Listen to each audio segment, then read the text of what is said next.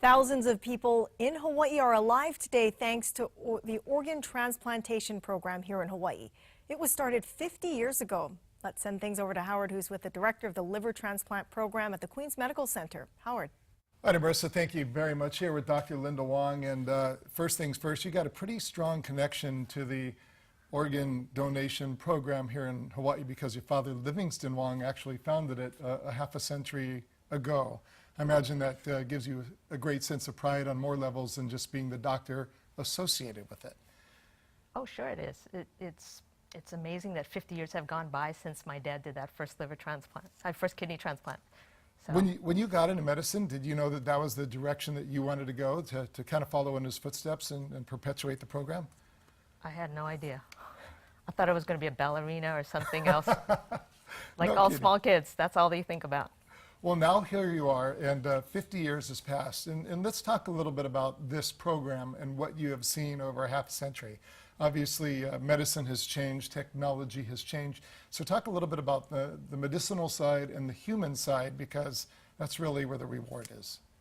So, from the medicine aspect, it is great that 50 years have gone by and that we've saved over 2,000 patients in the state of Hawaii. We're hoping in the future that we can get more organs transplanted. There's a lot of things going on in the future too. We hope one day to minimize the amount of medications that are used for transplant. And maybe one day we can 3D print organs or get organs and grow them in the laboratory so we can get more people saved. It's amazing when you talk about 3D printing. I didn't realize that it could be used in that manner. When you talk about growing your own organs and stem cell research, is there any controversy involved in that, or is that something that everybody stands behind? There's a lot of controversy in that, in using things in the lab, things that are grown, maybe animals or things like that, in order to save humans. Hopefully one day that'll all be worked out and we can get more organs that way. Right. Okay, let's take it back more a little closer to home. Today, you folks had a celebration at the Queens Medical Center to celebrate the 50 years of the program.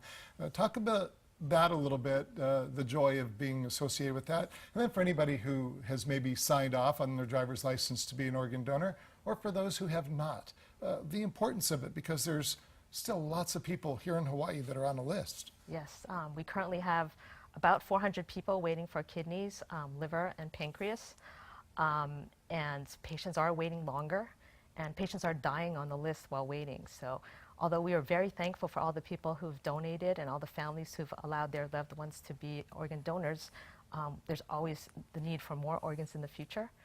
And we're hoping one day to get as many people registered to be an organ donor. And we're also helping to educate the youth so that one day they can grow up with this concept of organ donation and it'll be a natural thing to do. Yeah, it's the ultimate gift of life. The celebration today, how meaningful was that for you personally?